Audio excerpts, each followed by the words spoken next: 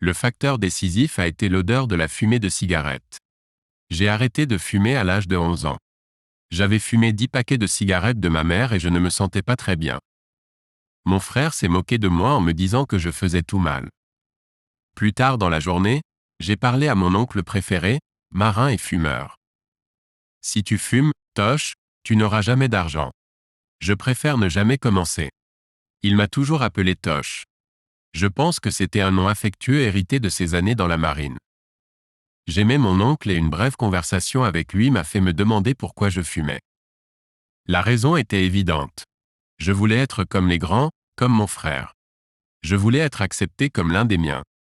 Il ne leur fallut pas longtemps pour réaliser qu'ils ne seraient pas vraiment impressionnés. Je ne serais pas accepté parce que j'étais trop jeune. De plus, j'ai réalisé que je n'aimais pas du tout les gens que j'essayais d'impressionner. Voilà, plus de cigarettes. Ma détermination a été légèrement ébranlée lorsque j'ai commencé à courir après les filles. Je voulais les impressionner par mon machisme.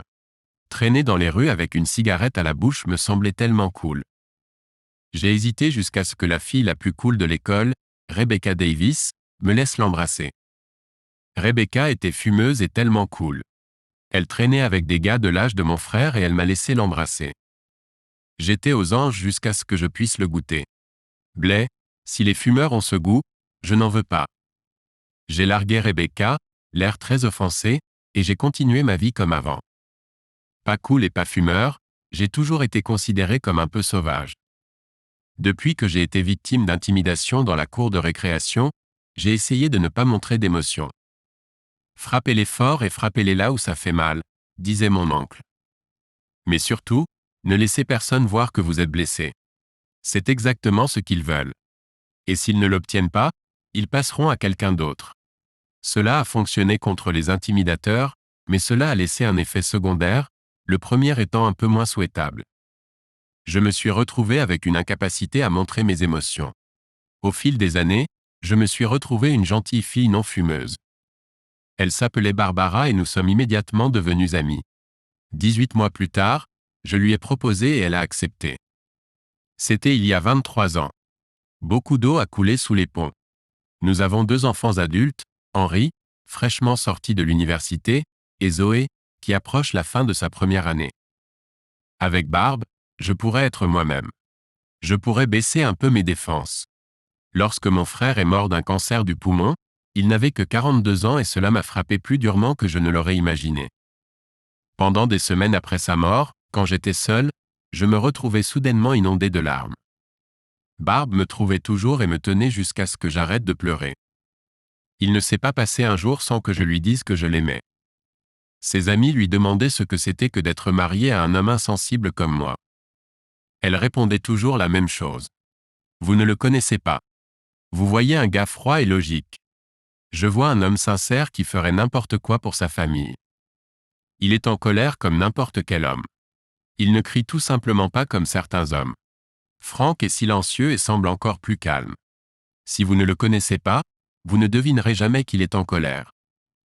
Nous sommes devenus un nid vide et j'adore ça. La libido de Barb semble avoir augmenté et nous sommes devenus plus aventureux. Même après tout ce temps, mon cœur fait des sauts périlleux quand je la regarde. J'ai toujours été fier d'être vu avec elle. Mais quand elle a commencé à prendre davantage soin de son apparence, j'étais doublement excité. C'est pour ça que je ne l'ai pas remarqué tout de suite. Je pensais que c'était juste moi qui m'excitais et qui la voulais de plus en plus. Mais l'odeur dans notre chambre ce jeudi soir m'a fait réfléchir, et j'ai réalisé que ce n'était pas que je devenais plus coquette, mais que Barb commençait à me repousser plus souvent. Barb n'avait jamais eu un grand odorat, alors que le mien avait toujours été aiguisé. Elle n'a rien remarqué, mais j'ai tout ramassé. Certaines odeurs que j'adorais, comme celle de Barb lorsque je m'allongeais à côté d'elle dans mon lit. D'autres odeurs que je détestais. Par-dessus tout, je détestais l'odeur de la fumée de cigarette. Je détestais la façon dont il pénétrait dans mes vêtements et mes cheveux et s'y installait. C'était suffisant pour passer une soirée en compagnie d'un fumeur, et pendant des jours je pouvais le sentir sur mes vêtements. Alors l'odeur ici, dans ma propre chambre, m'a alarmé. J'en ai parlé à Barb, mais elle ne sentait rien. Elle a dit que j'imaginais des choses.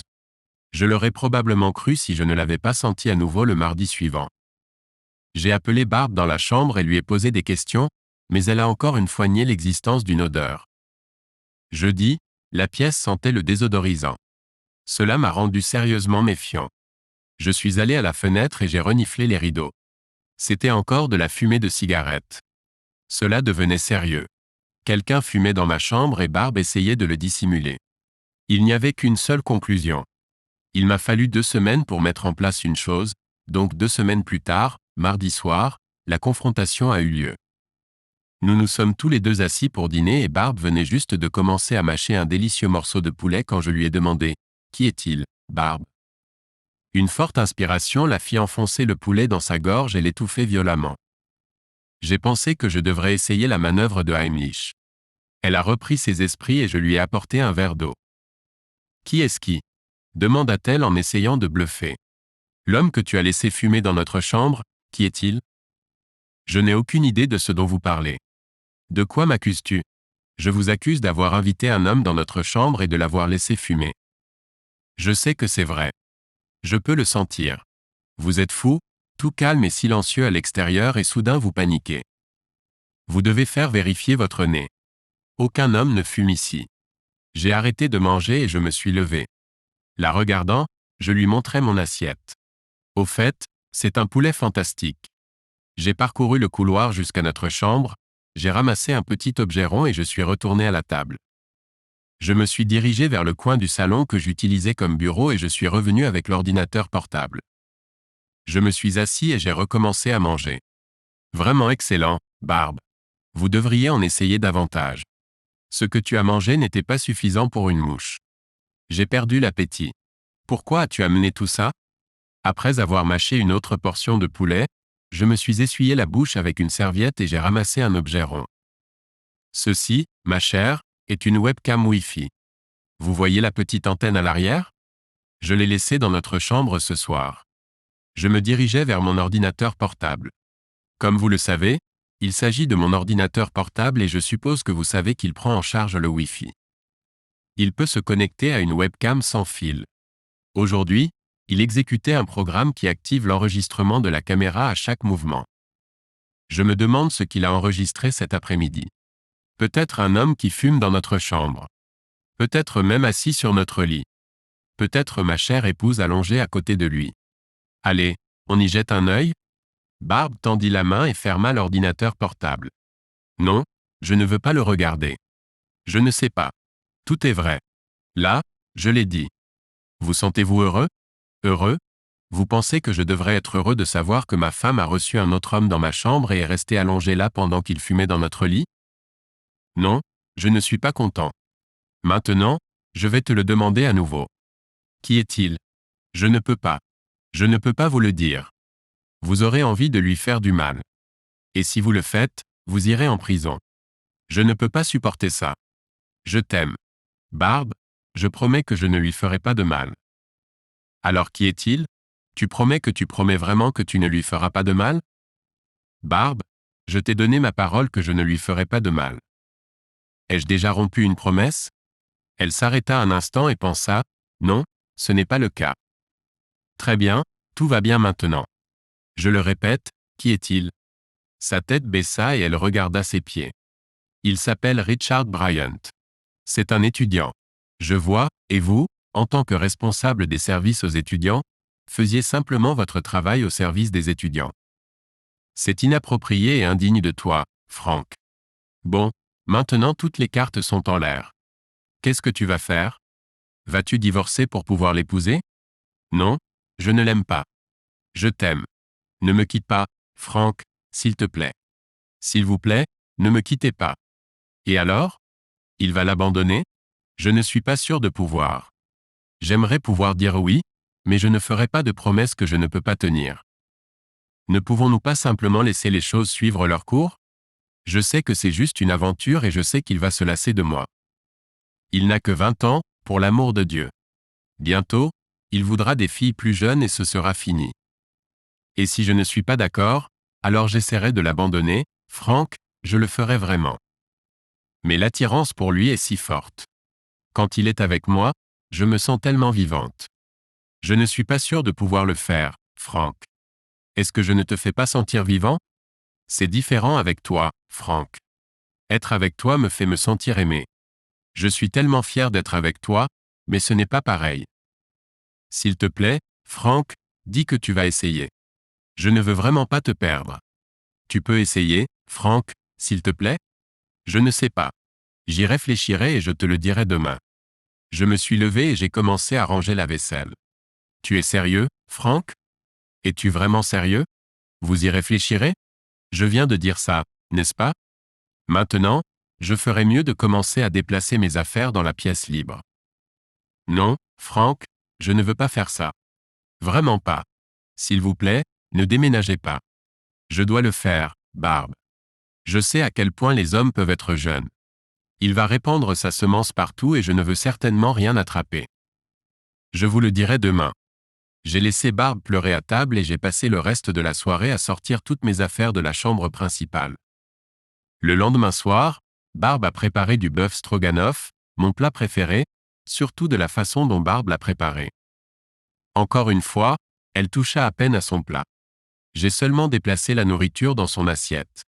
Quand j'ai eu fini de manger, elle s'est assise et m'a regardé jusqu'à ce que la curiosité prenne le dessus sur elle. Alors, vous avez déjà décidé? Oui, Barb, je l'ai fait. Eh bien, ne me laissez pas en suspens. Qu'avez-vous décidé? Ça va finir. Cela se termine ici, maintenant. À partir de ce moment, vous n'aurez plus rien à voir avec lui.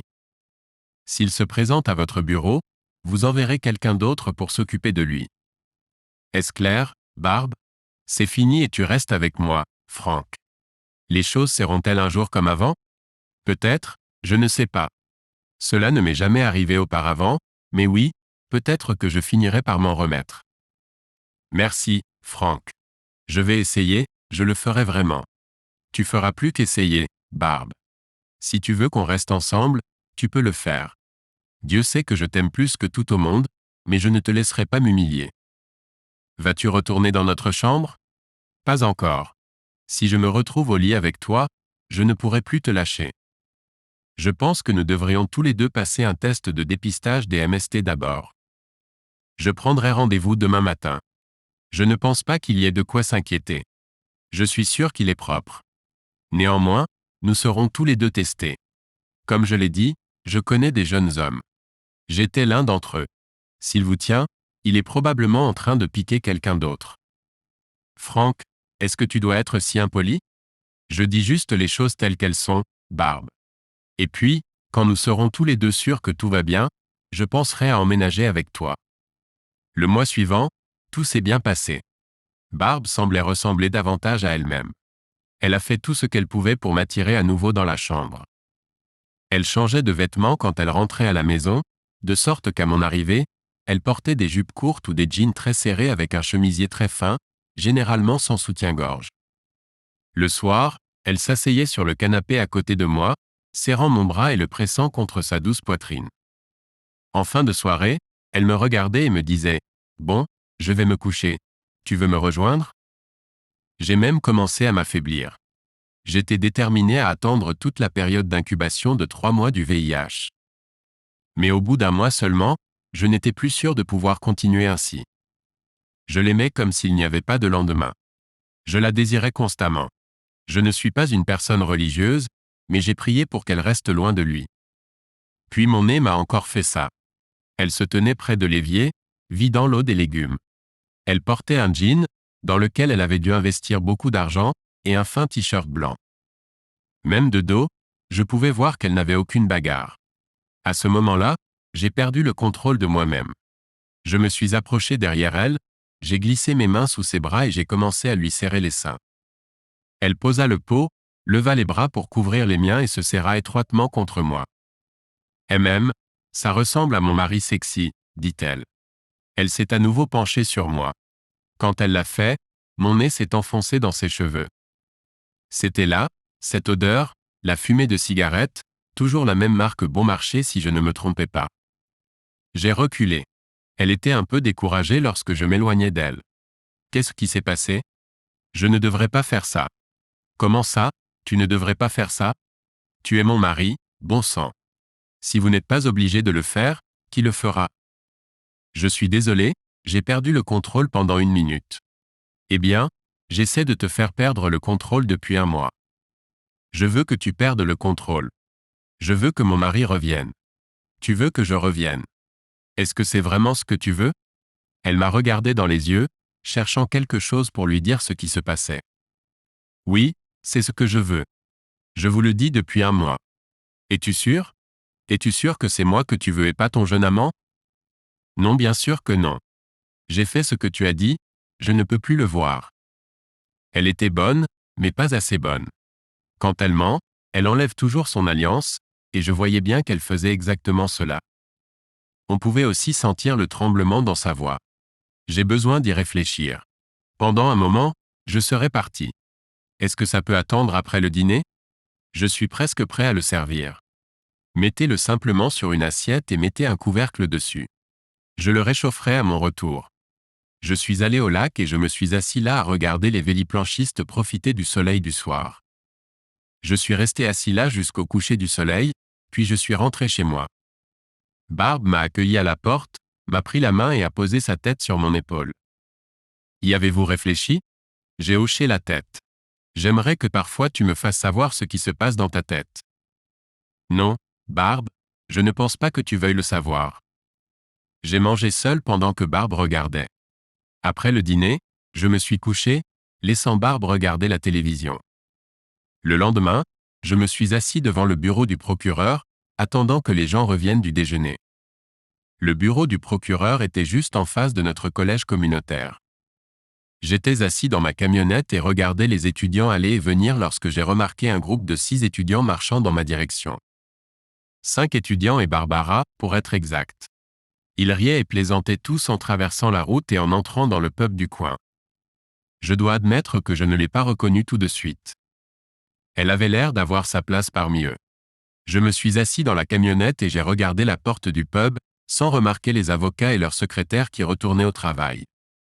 Le ciel s'était couvert et une fine bruine commençait à tomber. J'étais là depuis probablement 45 minutes quand je l'ai vue sortir. Elle était seule et avait décidé de retourner au travail en courant pour ne pas se mouiller. J'ai traversé la route et suis entré dans le bar, les voyant tous regroupés autour d'une table près de la fenêtre. Je me suis acheté une pinte de Old Fashioned et je me suis assis à la table à côté d'eux. Les filles se sont toutes levées et sont allées ensemble aux toilettes. Je me suis assis là et j'ai écouté la conversation. Tu es sérieux, Richie? Voulez-vous quelque chose du tout? Et le sexe? Je t'ai dit, Baz, n'importe quoi. Je vais devoir commencer à regarder des films pour adultes pour avoir de nouvelles idées. Que vas-tu faire d'elle? Je veux dire, elle est un peu vieille, n'est-ce pas? Elle peut plus que me soutenir. Je te dis quoi, Rich, tu pourras me la livrer quand tu auras fini. Eh bien, prends-le alors, Genesi. Tu veux dire que tu vas la quitter? Peut-être, ça dépend si je ne peux pas entrer dans la culotte de Stéphanie. Je te donnerai 20 livres pour elle. 20 livres ne te permettront même pas de passer la nuit, Genesi. Et, voici une idée. Je pourrais la louer. Ils ont tous ri quand les filles sont revenues. De quoi rigole-t-on? A demandé l'une des filles. Richie envisage de louer sa MILF, répondit celui nommé Genesi. Ne sois pas si cruel, dit l'autre fille. Je pense que Babs est belle. J'aimerais que ma mère soit comme elle. Et j'aimerais avoir des seins comme elle, dit la première fille. Ça m'étonne ce qu'elle voit en toi, Richie. Elle aime mon gros outil. Celui de son vieux ne marche plus. Ils dorment dans des chambres séparées. J'ai ressenti de la colère et une grande tristesse. Comment ce connard pour lequel elle avait tant risqué pouvait-il lui manquer autant de respect? J'avais envie de lui enfoncer les dents dans la gorge. J'avais envie de le castrer avec un verre de bière. Mais j'ai été retenu par ma promesse faite à Barb. Je ne lui ferai pas de mal, dis-je. Comment ai-je pu être aussi stupide? Tout au long de la conversation, Richie avait observé la pluie dehors. Maintenant, je l'ai remarqué fouiller dans sa poche et en sortir des cigarettes. Alors qu'il sortait un briquet, Genesi se tourna vers lui. « Tu ne peux pas fumer ici, mon pote. C'est contre la loi. Eh bien, je ne sors pas dehors, il pleut. J'ai besoin d'une cigarette. Et si les gens n'aiment pas ça, baise-les. » J'ai attrapé ma bière et me suis déplacé derrière le bar. Malgré tous mes efforts, mes yeux étaient humides. J'étais en train d'en essuyer un lorsque le propriétaire des lieux est arrivé. Ça va, mon pote? Quoi? Ouais, je vais bien, juste de la fumée de cigarette. Cela me pique toujours les yeux. Le propriétaire regarda autour du bar.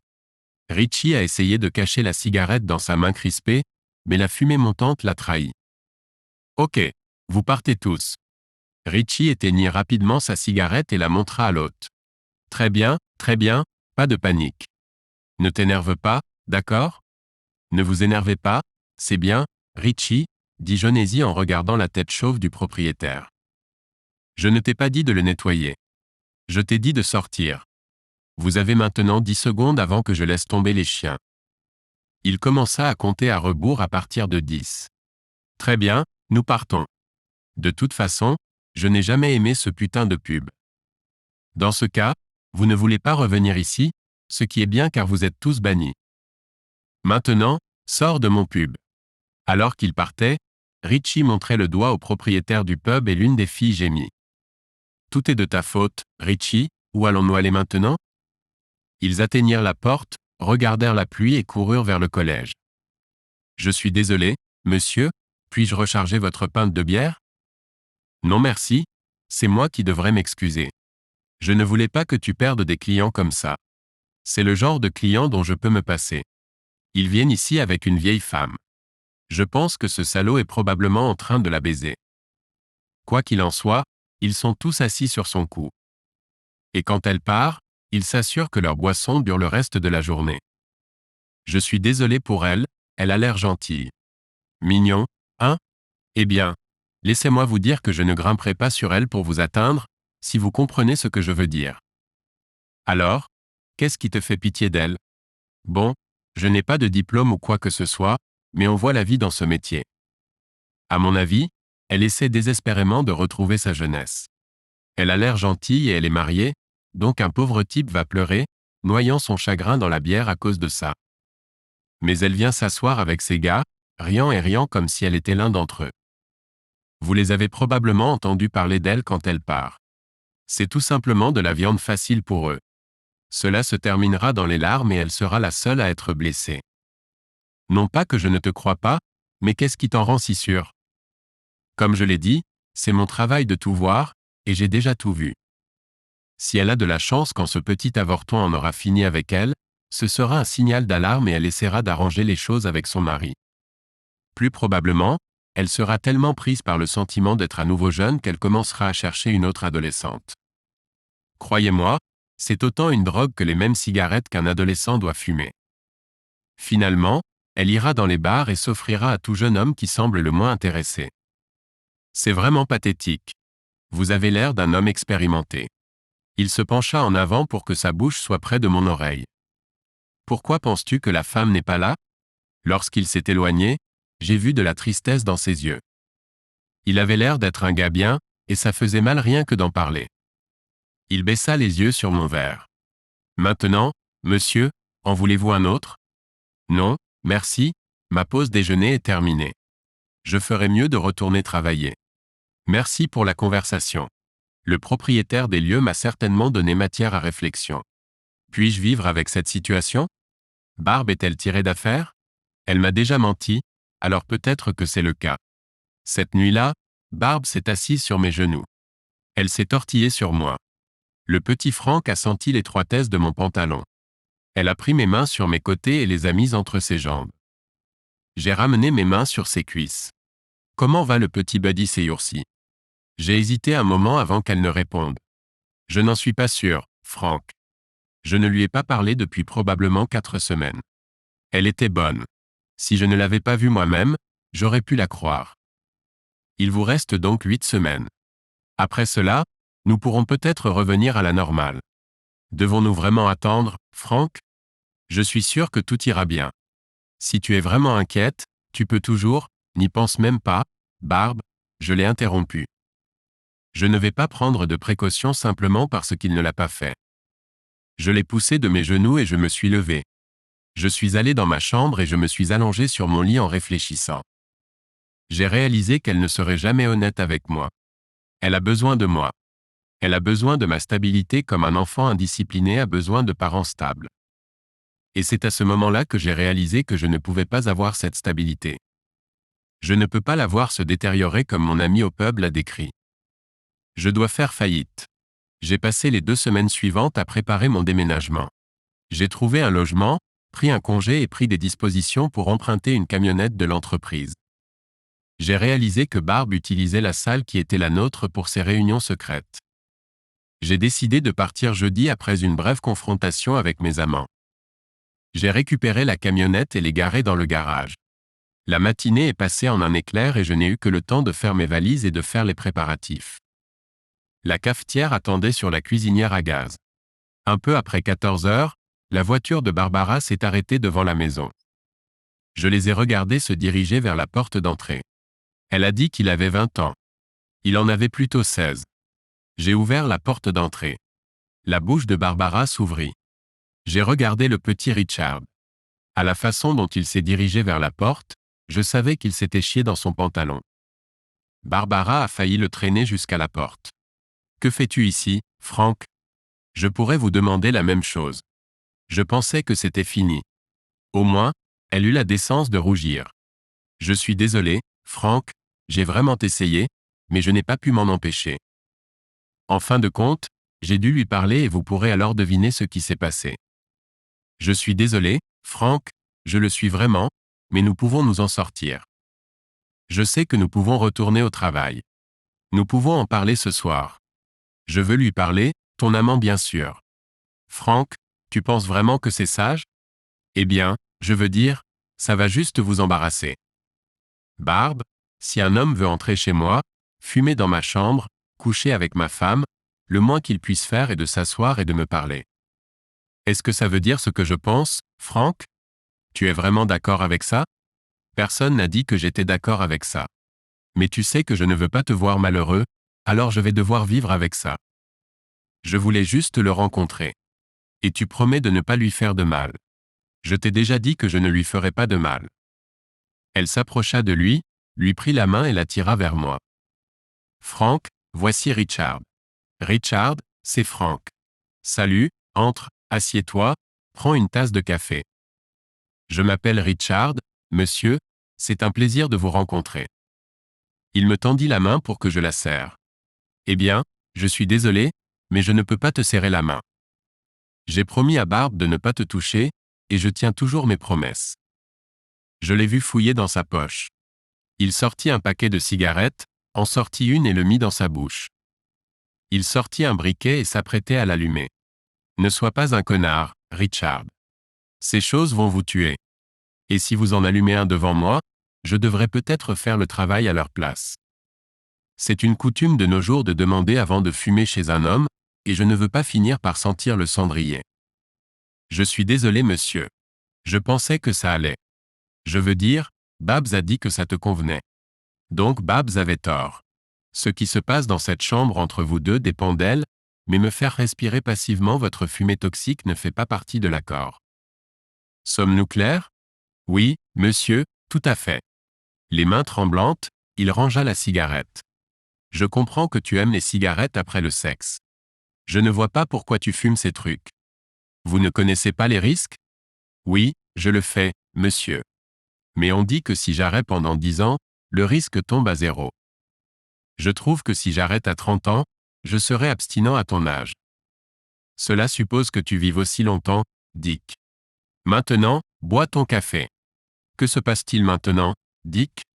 Serez-vous capable de la garder aussi bien qu'avant? Vous envisagez de l'épouser, n'est-ce pas? Je pensais qu'il allait me renverser du café. Il était tellement choqué par ce que je proposais. Voyant sa situation difficile, Barb est intervenue. Vous savez très bien que nous n'en avons même pas discuté. Je suis ta femme et je le serai toujours. Je vois, donc c'est juste un petit ami à côté, hein, Barb? Arrête ça, Frank. Soit on retourne travailler, soit on s'en va. Nous en parlerons ce soir. Je me tournai de nouveau vers le jeune homme assis à table. Eh bien, Richard, je vois que Barb commence à s'inquiéter. Barb commença à s'agiter, se déplaçant d'un pied sur l'autre et se pétrissant les mains. Cela m'a rappelé l'époque où ma fille attendait avec impatience ses premiers rendez-vous. Peut-être qu'elle a peur de vous perdre, ou peut-être qu'elle a peur de perdre sa place dans votre petit groupe. Pour la première fois, j'ai vu une trace de reconnaissance dans ses yeux, comme si je venais de confirmer que nous nous étions déjà rencontrés, mais il ne se souvenait plus où. Néanmoins, il semble que je ferais mieux de retourner au travail et de vous laisser tranquille, les tourtereaux. Je dois dire, monsieur, que vous prenez cela très bien. Je ne pense pas que je pourrais faire la même chose. Ça s'appelle l'amour, mon fils.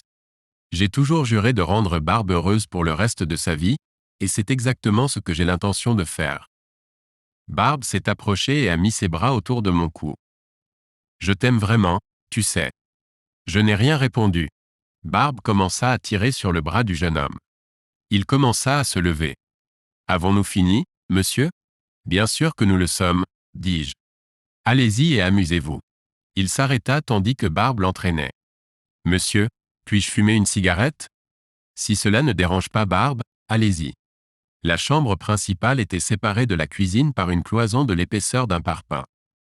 Je pouvais les entendre rire pendant qu'ils se déshabillaient. Je me suis promené, j'ai rassemblé mes dernières affaires, je les ai portées jusqu'à la camionnette et je les ai mis avec les autres, puis je suis rentré dans la maison. J'ai versé du café sur la flamme de la cuisinière à gaz et je suis parti. 1 heure plus tard, toutes mes affaires étaient dans mon nouvel appartement et je suis allé faire les courses. Le temps que j'ai tout déballé et tout remis à sa place, il était presque 6 heures.